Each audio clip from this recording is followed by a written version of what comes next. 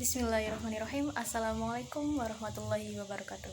Kembali lagi bersama saya Balkis Kurotayun dari Hukum Pidana Islam kelas B dalam mata kuliah Alternatif Penyelesaian Sengketa yang diampu oleh Dr. Andes Haji Imron Rosyadi SHMH. Pada kesempatan kali ini saya akan mengulas mengenai penyelesaian sengketa Kepulauan Senkaku antara Cina dan juga Jepang.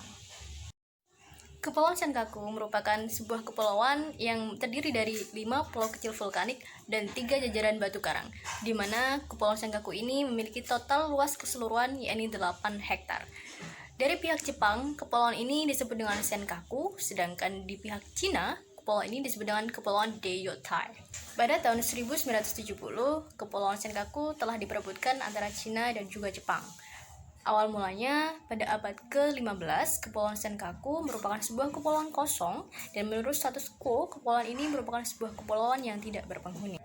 Lambat laun, pihak Cina maupun Jepang memiliki kepentingan nasional maupun politik terhadap Kepulauan Senkaku, di mana pada tanggal 13 Januari 1890 pihak Jepang ingin memperluas daerah teritorialnya dengan mengambil alih Kepulauan Senkaku, ditambah lagi dengan adanya temuan oleh pihak UNCAV atau United Nations Commission the Far East yang menyatakan bahwa Kepulauan Senkaku menyimpan minyak dan gas alam yang cukup melimpah.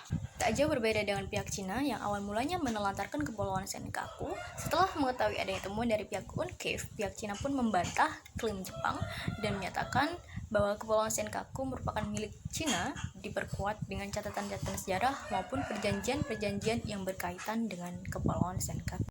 Selain itu, keadaan semakin diperkeruh dengan perbedaan paham mengenai garis perbatasan laut di Laut Cina Timur antara Cina dan juga Jepang.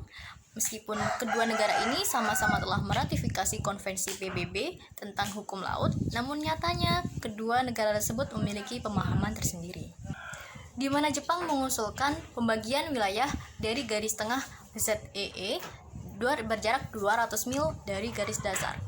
Sedangkan Cina mengacu pada kelanjutan alamiah dari garis kontinennya berjarak di luar 200 mil. Hal ini semakin diperkuat dengan beberapa klaim dari Cina maupun Jepang. Cina menyatakan bahwa di dalam dokumen sejarah, Kepulauan Senkaku masih termasuk dalam wilayah kedaulatan Cina.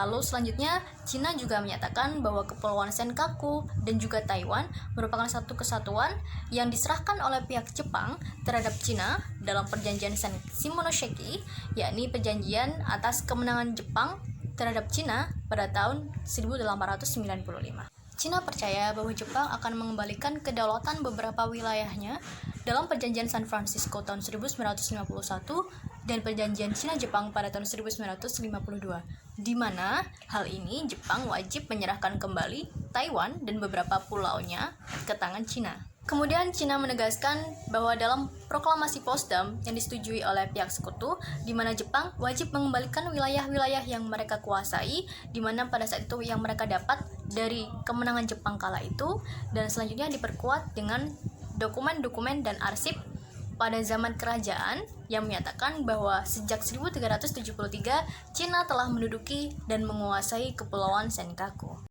Sedangkan dalam klaim Jepang, secara hukum mereka memiliki hak untuk menganggap dan menyatakan bahwa Kepulauan Senkaku merupakan bagian dari wilayah Jepang. Hal ini dikarenakan Kepulauan Senkaku merupakan sebuah kepulauan yang tidak bertuan. Selanjutnya, Jepang juga menganggap bahwa mereka telah memiliki hak untuk memiliki Kepulauan Senkaku dalam waktu yang lama. Selain itu, pihak Jepang juga menganggap bahwa dalam perjanjian San Francisco tidak dijelaskan secara spesifik adanya keterlibatan Kepulauan Senkaku terhadap wilayah yang harus dikembalikan oleh pihak Jepang ke tangan Cina. Jauh sebelum sengketa ini terjadi, telah terdapat beberapa perjanjian antara Cina dan Jepang yang berkaitan dengan Kepulauan Senkaku. Di antaranya, Perjanjian Shimonoseki tahun 1895, lalu Wartime Declaration, lalu selanjutnya San Francisco Peace Treaty 1951, dan Perjanjian Damai antara Cina dan Jepang tahun 1952. Selanjutnya kita beranjak pada upaya penyelesaian. Hal pertama yang dapat dilakukan oleh pihak Jepang maupun Cina ialah dengan melakukan negosiasi. Meski sebelumnya antara pihak Cina maupun Jepang telah melakukan negosiasi mengenai pengelolaan bersama Kepulauan Senkaku, namun sayangnya belum menemui kesepakatan tentang dana investasi antara kedua belah pihak, sehingga perlu untuk dilakukan negosiasi ulang ke depannya. Hal inilah yang menjadi upaya dasar kedua belah pihak untuk melakukan kerjasama dalam pengelolaan Kepulauan Senkaku atau Joint Development, sehingga kedua belah pihak mencapai sebuah delegitimasi akhir yang saling menguntungkan atau Mutual Benefit Principles. Proses awal dalam negosiasi yang dapat dilakukan ialah dengan mengadakan dan membentuk suatu penelitian tentang titik-titik mana dan letak mana yang sekiranya strategis dalam mengadakan joint development. Lalu yang kedua, dengan mempercepat proses konsultasi dan juga arsip sebagai acuan maupun dasar yang digunakan dalam joint development tersebut.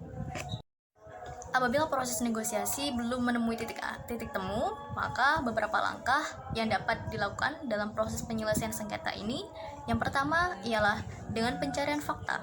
Di sini pihak Cina maupun Jepang diharuskan membuat sebuah badan yang meneliti sebuah fakta-fakta yang ada di lapangan untuk kemudian dilaporkan kepada pihak Cina maupun pihak Jepang. Hal ini bertujuan untuk menemukan siapa sebenarnya yang berhak untuk memiliki Kepulauan Senkaku.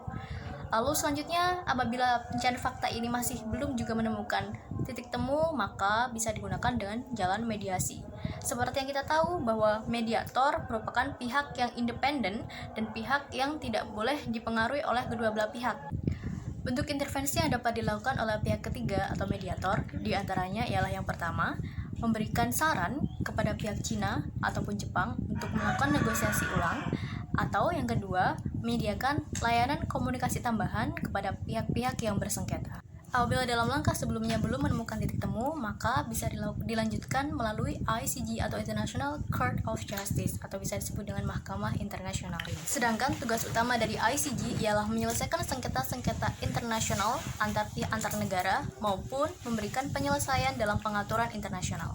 Dan sedangkan wewenang dari ICJ ialah memberikan putusan terhadap sengketa-sengketa yang ada ataupun memberikan opini dan juga masukan-masukan terhadap pihak-pihak yang bersengketa.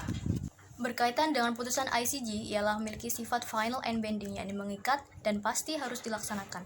Dan apabila para pihak yang bersengketa tidak melaksanakan atau mengaplikasikan putusan tersebut, maka ICJ atau International Court of Justice berhak untuk memberikan sanksi yang memaksa agar para pihak mengaplikasikan atau menerapkan putusan yang telah diberikan. Sekian presentasi dari saya, semoga bermanfaat. Wassalamualaikum warahmatullahi wabarakatuh.